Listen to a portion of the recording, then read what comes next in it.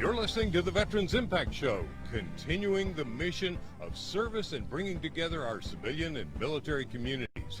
Brought to you by Fairway Independent Mortgage and Lone Star Wealth Strategies.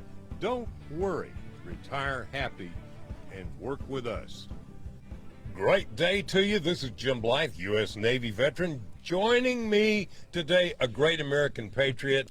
But also I want to say a thank you to Nathaniel for your engineering and all you do, and to my wife, Diane. And I'm sorry Chuck Wright couldn't be with us today. It's always a blessing when he's here and part of this show. I want to say thank you to our radio network in South Texas and our TV network out in California. And also say this is sponsored by Fairway Independent Mortgage.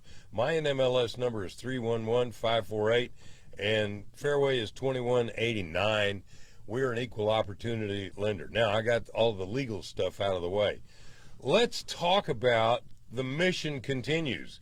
The whole point of why we do this program is to highlight and showcase great American heroes, veterans who do amazing things in the community. I've got a fantastic opportunity to introduce you to Allen B. Clark, the Honorable Allen B. Clark, author, leader, West Point graduate, amputee, an amazing man with an amazing story. Allen, welcome aboard. Well, I'm delighted to be your guest today, I assure you.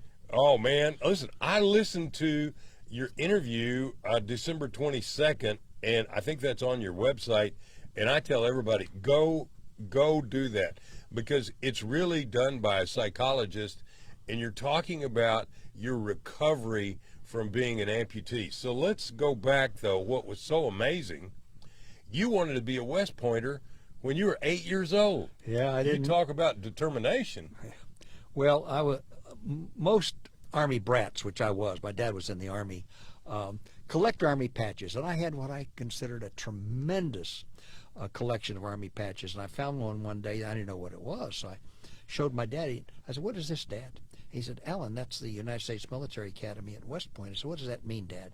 He said, "Well, that means they train officers." And he pointed out some of the West Point graduates on the post we were at in Sendai, Japan, in northern Japan, during the Army of Occupation in 49 or so.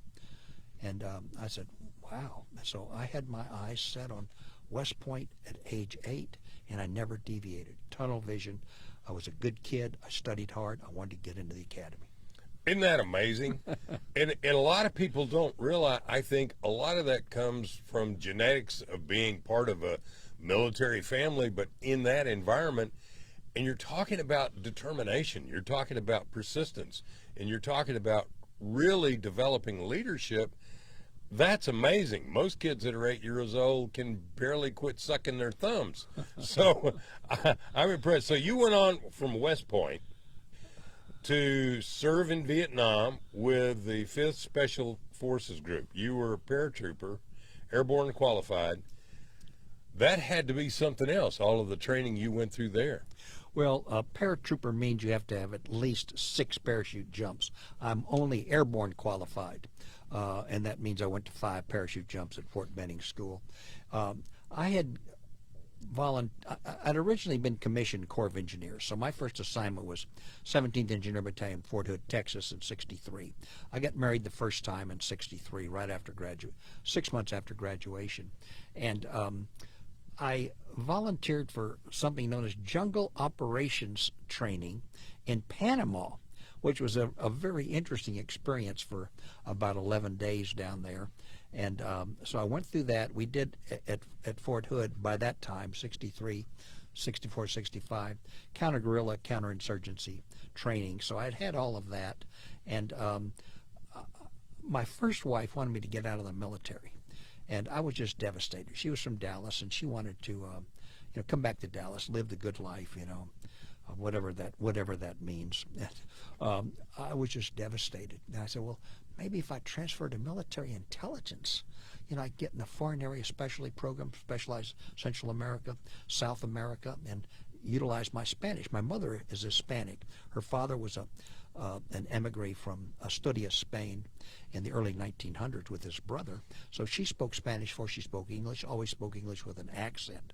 So I had that tradition. I was #1 in my class in Spanish at West Point. So I thought about that, and she said, originally, she said, well, let's do that.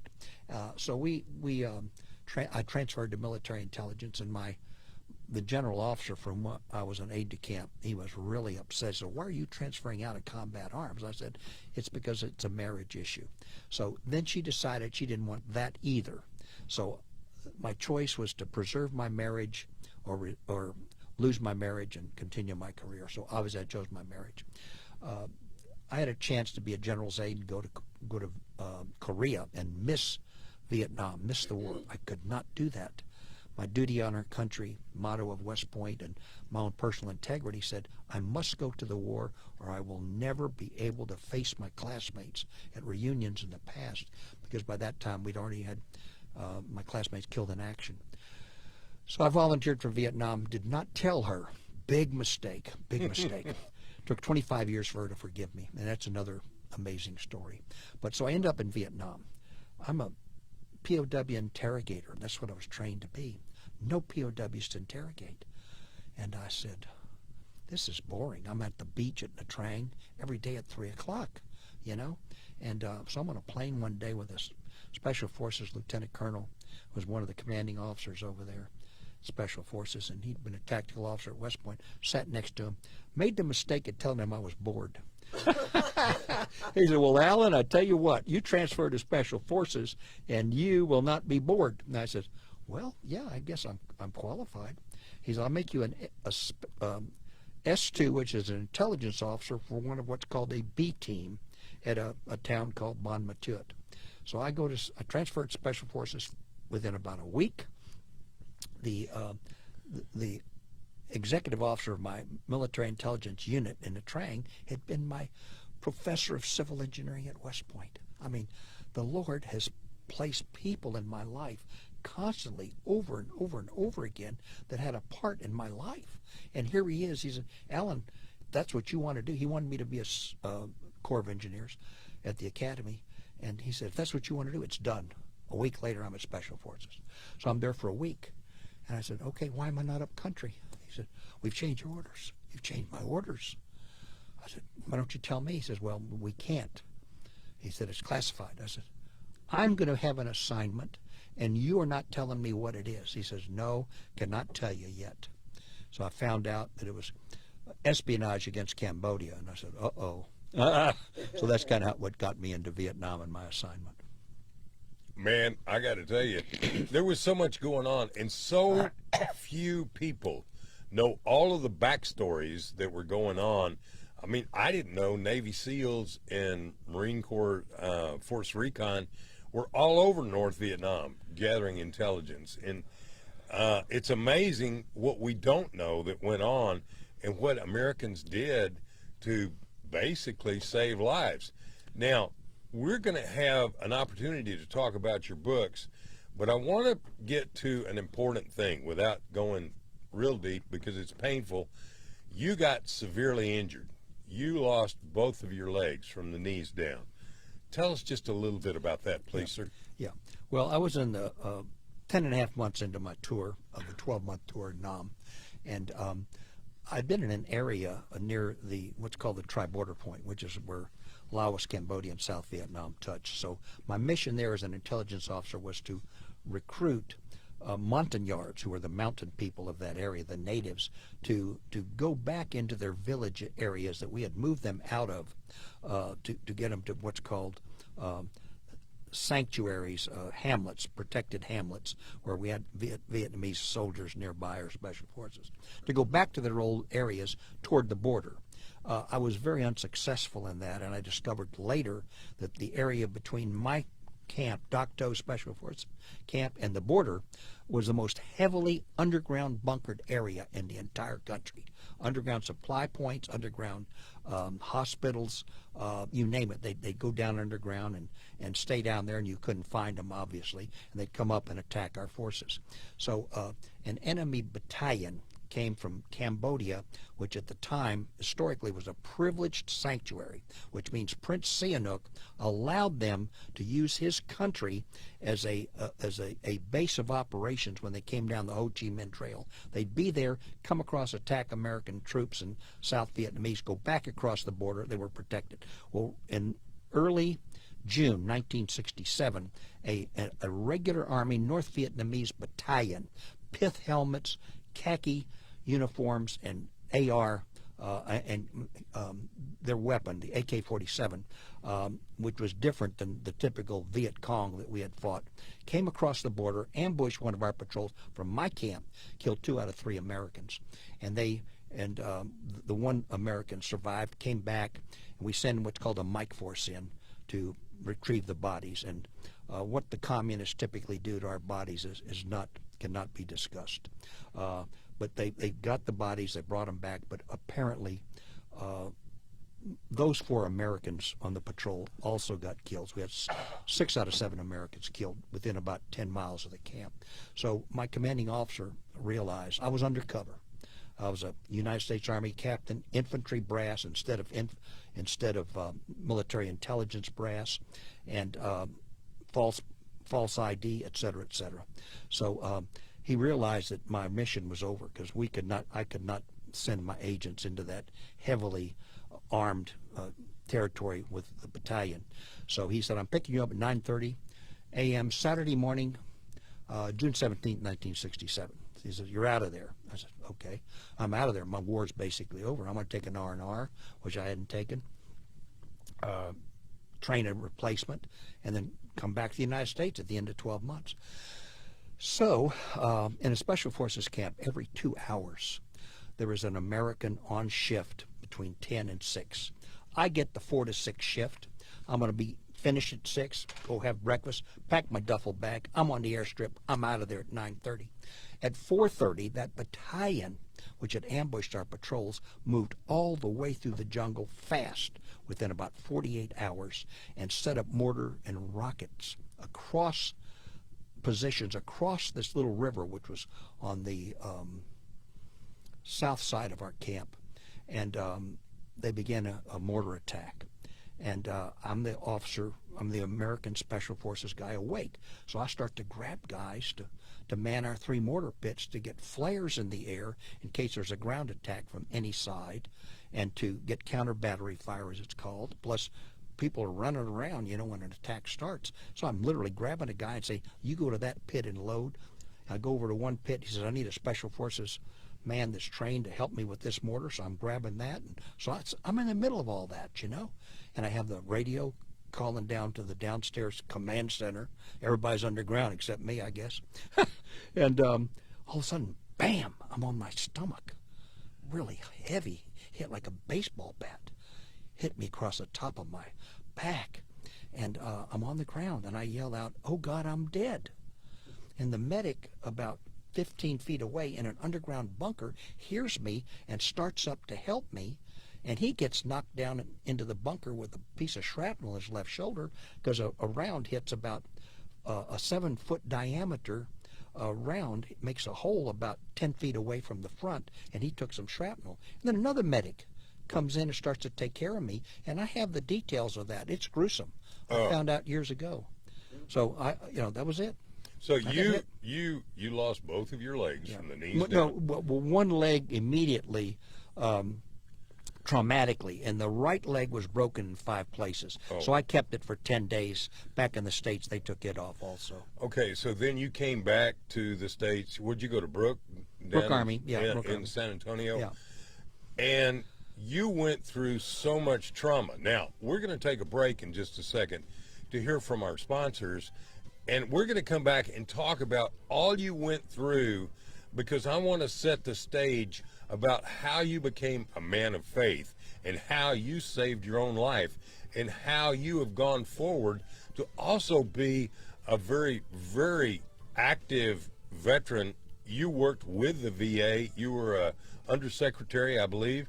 Assistant secretary. So this is an enormous story of overcoming tremendous hardship and overcoming being a amputee.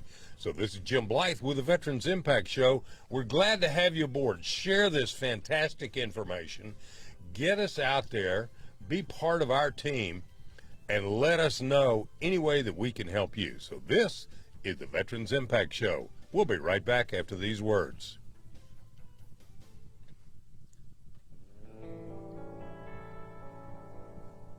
Welcome back to the Veterans Impact Show. And thanks to our sponsors, Fairway Independent Mortgage and Lone Star Wealth Strategies. Now, let's continue this great conversation.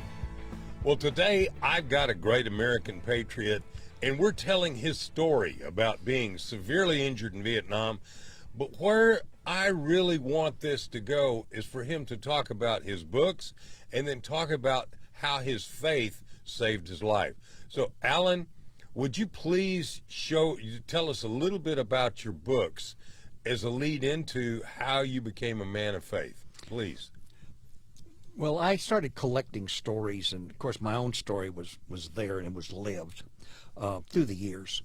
And people urged me to tell my story. I'd come to Rotary clubs or different groups, and they urged me to do it. So I did a self-published book in the mid-'80s. And I did it because I was running for a public office at the time. But later, I decided to put it in real formalized form.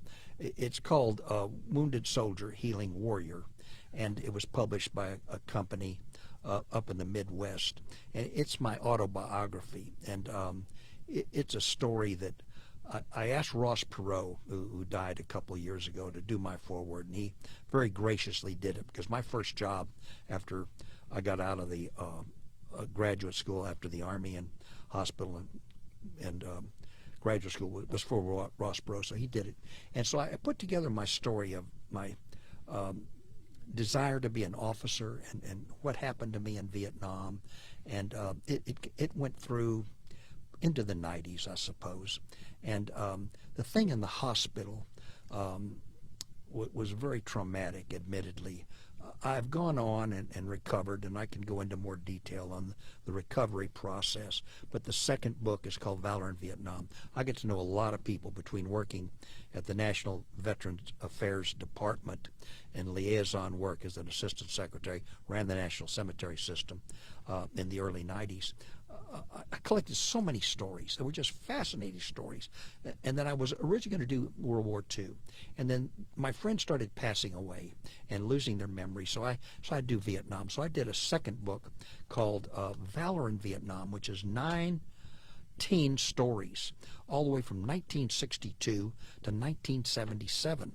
All branches of the military, an Army nurse, and somebody that was involved in that North Vietnam incursions that you mentioned about force recon and the special operations into North Vietnam. I have a complete chapter on that because I found out about the man who was in charge of that in Saigon and everything about the Gulf of Tonkin and everything and what was happening back in the United States. A very historical book. And then as I continued to progress in civilian life, I really found out a lot about what was going on politically.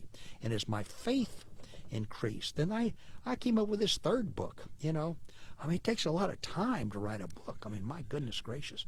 And it took me 4 years to write this one, but it's about my faith, and it's about what I think has been happening in the world and how people, the elitists, have gotten us into wars in history and made money by people like me and others through the generations and the centuries have gone off to war to fight the wars, and they make money back in the United States. And I covered in that third book American Revolution, Civil War, Spanish-American War, and Banana Wars. And I talk about my personal faith. So that's my commercial on my books.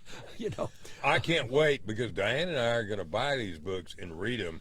Now, you can get them at Amazon. Yes. Okay, and here's your website for Facebook, and here are the books right here. And I think this is incredible. I think one of the most important things is Valor in Vietnam. People need to hear that, because there's been so much come out, like Stolen Valor, which is another book that I know the author and had him on. And there's a lot of bad stuff, but I want people to hear the good things. I want people to hear about the American heroes, like McCain. John McCain was one of my pilots in my squadron from VA 163. So it's important that we tell these stories. The other thing is, and we're in our next segment, we're going to be talking about your recovery, what you went through at the Brooke Army Medical Center, and how difficult that was. And I know it's a painful discussion, but the drugs and narcotics that you were having to take, the pain that you were in, these things are horrendous. And there are many civilians who've gone through accidents and things with similar problems. I want people to hear how your determination, how your faith brought you through. And you're a man of distinction today. You're a leader. You're involved in organizations. You worked for the VA. So when we come back, we're going to be talking about what does it do? How do you go about using your faith to change your life? Because this is the most important part of healing, I think, is your faith, whether you call it God, a higher power, Allah, whatever. Faith is what gives you the power and the strength. So this is Jim Blythe with the Veterans Impact Show. Stay with us. We'll be right back after these words.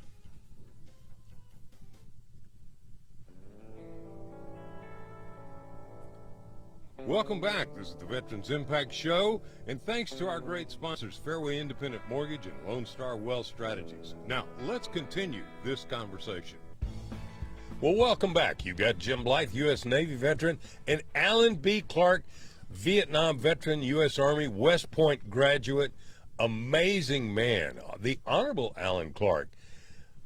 Allen, let's complete the story to talk about, without getting into terrible detail, what you went through at Brooks so that people can relate who have been injured or have had major problems. Tell us a little bit about that, please, sir. Yeah, well, the actual process of having your legs amputated and the skin being uncovered at the bottom underneath my kneecaps, they had to debride, number one. They had to go in and make sure they got all the shrapnel out of your leg and out of the bottom part of your knees and so forth. And so I had to go under surgery several times. So overall, while in the hospital, I had 12 surgeries, beginning with the original MASH hospital in Vietnam, and then 8 more surgeries since then. But it was very tough and hard because all the amputees were together. We had 4 double amputees. We were all next to each other with 3 enlisted men and myself. We're in 4 beds next to each other on the amputee ward. Eventually I moved to another ward. But very quickly I started developing issues with post-traumatic stress disorder. I know a lot about that. I've counseled probably hundreds of veterans through the decades relative to addressing post-traumatic stress disorder. Now, we all have a little bit of post-traumatic stress. The disorder becomes, do we come back with anger management issues? Do we come back with issues that we cannot let go from the war? Emotional issues, issues of things we saw, things we did, things we didn't do, things other people did, whatever the case may be. And this relates to law enforcement. It relates to husbands and wives, and it relates to children can develop post-traumatic stress, no question about it. The issue is whether it goes to a dysfunctional situation and you have to heal from it. I started getting pills immediately. I started about 8 months. I was relatively okay, just mild prescription drugs for keeping me calm. And then I just lost touch. I started getting scared in the 8th month of my 15-month stay in the hospital. Got scared about what I was going to do with my life. How can I make a living? I'm going to be a guy that I'm almost 4'6", didn't have my artificial legs yet. And I said, what am I going to do? How am I going to make it in life? So I lost it. So for about 4 days, I went without sleep. I went without understanding what was going on, just lost it. And if you keep anybody awake for 4 days, they're going to go to a closed psychiatric ward. Went to a closed psychiatric ward for 14 weeks in the spring of 1968. Horrible time. Had to see a psychiatrist 3 times a week personally. Had to be in the group therapy, and it was just a fog for 14 weeks. I had to get out of that, and about 5 more months, and I was able to be released from the hospital. Doctor says, you have to get a job after you go to grad school, decide to go to an MBA at SMU. You have to get a very easy 9-to-5 job so you don't have any pressure on you. And I said, okay, I'll listen to that. And so I graduated from SMU. I found out about Ross Perot in town with his electronic data systems, EDS, hiring Vietnam vets. So I get an introduction to him, get hired as his personal financial assistant. There you go. I don't follow orders very well. I don't get what's called an easygoing job, very high pressure job. And I had another break. Not as heavy as before, but I had a break again, post-traumatic stress after 6 weeks, and I had to quit working for Ross. He didn't put any pressure on me, put pressure on myself for excellence, and so had to start, didn't have a job, had to start all over, finding another job, age 28. You, though, somewhere you developed a deep faith. You found your faith. And that's what pulled you out, isn't it? Oh, by all means. Tell me a little bit about that, because I think that's so important. Yeah. I met a couple that you indicated you knew, Andy and Gail Seidel. He was going to the seminary, Dallas Theological Seminary. And they were going to a church called Fellowship Bible, which was the original founding church by Gene Getz from Dallas Seminary. And so Andy and Gail invite me to church. I'd always had an excuse about 71, 72. Why I couldn't go to church. Oh, it's just too far away. And he said, Alan, this is 6 blocks from your home. I said, oh my gosh, I'm stuck. So I have to go to church. I have to go to church. Okay. So I went to Fellowship Bible Church, and I got into a couples Bible study, the cell groups as they called it. And these people really had their faith act together, in my opinion. I said, I could never be like them. I mean, gosh, they know how to pray. We used to go to family events, and my daughters would, they'd ask me to pray, and my daughters, I said, I can't pray. Don't ask me to pray. Eventually asked me to pray, and years later, my daughters would stand next to me at family events, make sure they elbowed me so I wouldn't pray too long. So I had to learn how to pray and get my act together. And I had a Bible study that Andy led with 9 other Vietnam veterans. So we had a great time for a period of about a year or two at Andy's home. And then one day, Gene Getz said in the service, he says, there's a great eternal struggle of all time that is happening. It's good versus evil, God versus the devil. And that's the ultimate battle that we are all facing. That's the ultimate war that we're all in, the spiritual war. And I looked up at the flag in our church meeting room, and I started cheering because I looked at that flag in the church, and I said, here I was almost giving my life, and others that I knew giving my life for freedom in a secular sense, in a earthly warfare battle and war. But I've never really gotten into the big picture of the real eternal struggle of all time, which is good versus evil, God versus the devil. That day was a turning point. That day was a turning point for me to realize that my own little world and my trauma from my war was nothing like the real war that I had to get into. So that's where I started progressing, studying the Bible, getting into it, and through the years I've added to my maturity relative to understanding spiritual warfare, getting active in a church, and being able to help other veterans heal. And for several years back, beginning about 15 years ago, for maybe almost 10 years, chaplains would invite me to military bases where I would give my testimony of faith, a very muted fashion, because they had all different kinds of faiths or no faith at all in the warrior transition battalions. But that's where my ministry and my own personal growth went faith-wise through the years. I think that's an amazing thing, because when you combine faith with action, it gives you tremendous strength and ability to overcome. All of the doctors will tell you 87 to 90% of the medical conditions we have start in our thought process, start in our brain. And if we can change that, and then one of the things I have people say to me, because I went to seminary, I didn't get to complete it, because I started doing this radio show. And yes, Andy Seidel was one of my teachers at DTS. But I got to tell you, attitude equals altitude. And where do you get a great attitude? Well, you read the book of Proverbs. You read the book of Psalms. You read these ancient educational life texts, and you begin to go, wow, now I begin to understand.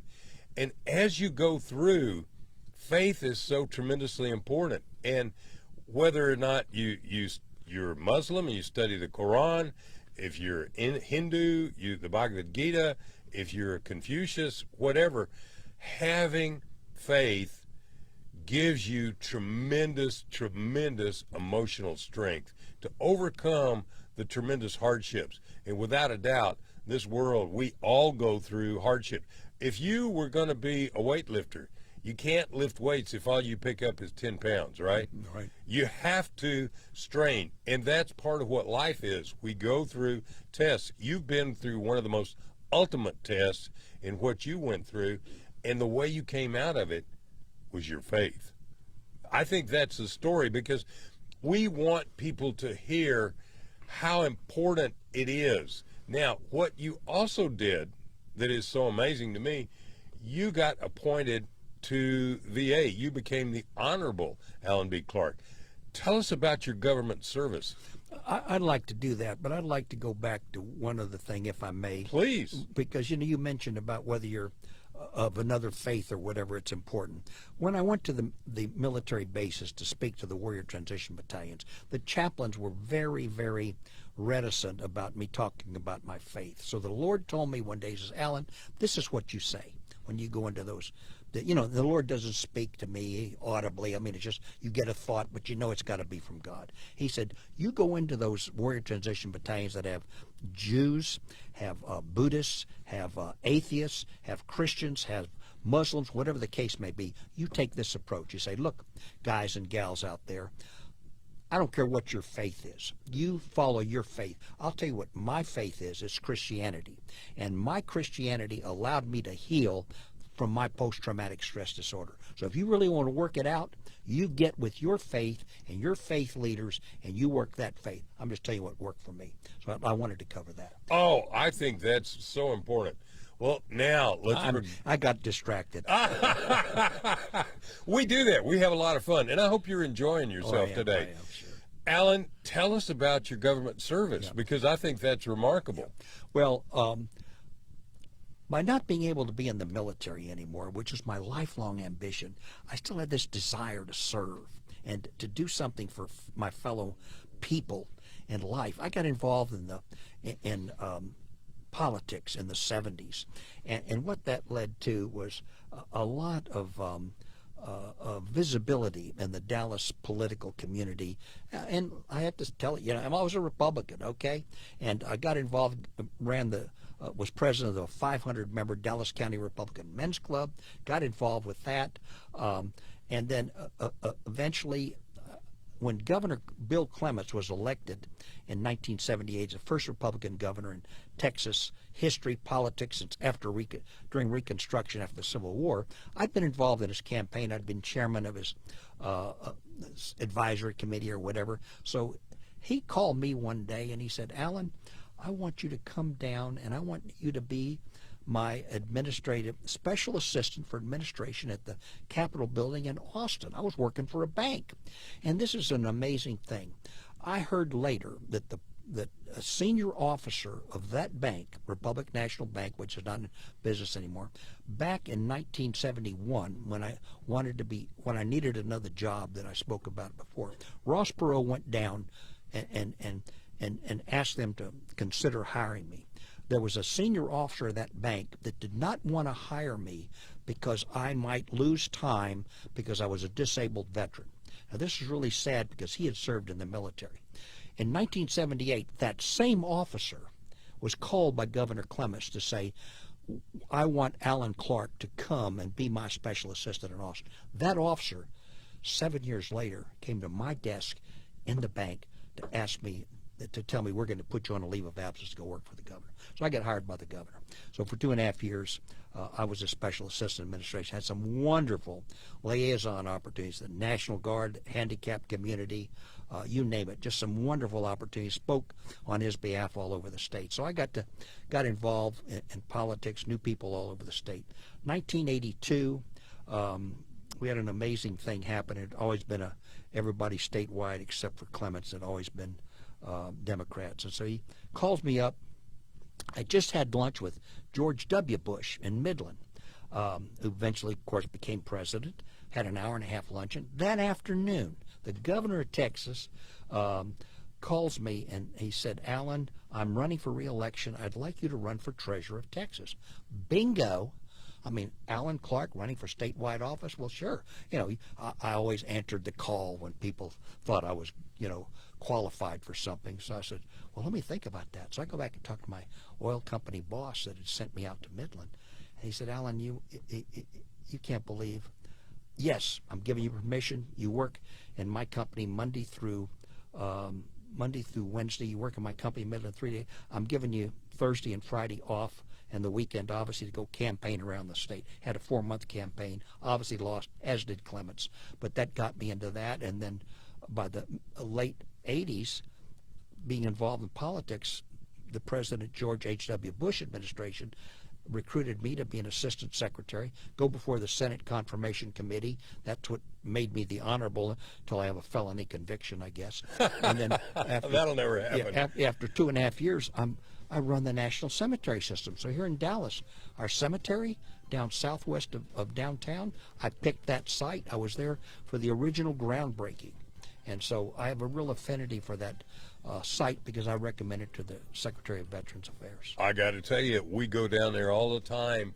I remember taking Diane's dad and mom, and he was an Air Force, Army Air Corps B-24 pilot down there one year. That is a beautiful, one of the most beautiful in Dallas. I'll tell you what, when we come back, we're going to be wrapping up. But again, talking about service to the community, service to veterans, and leadership. I'm talking with Honorable Allen Clark, an Assistant Secretary in the VA under the George H.W. Bush administration. What a great man. I got to tell you, this is an important interview. Share it, enjoy it. We'll be right back.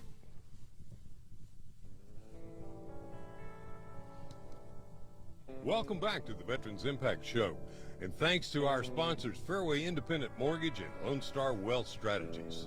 Now, let's continue this great conversation. I am having a great interview with a great American. Actually, I met this man in 2018 when I was on the Board of Governors for the Greater Dallas Military Foundation, and he was our honoree. You know, I really didn't know it. And now I find out, well, we have all these mutual friends together. Gene Getz, Andy Seidel, Colonel Andy Seidel. And I'm like, wow, when you get a chance and you meet veterans, when you meet people and you get to know them, that's what it's all about. So I am always encouraging veterans to get tuned in, get plugged in, join your VFW, join the American Legion, join an organization, and do something for yourself and the community by being a part of that. Christian encouragement, I think, is also important.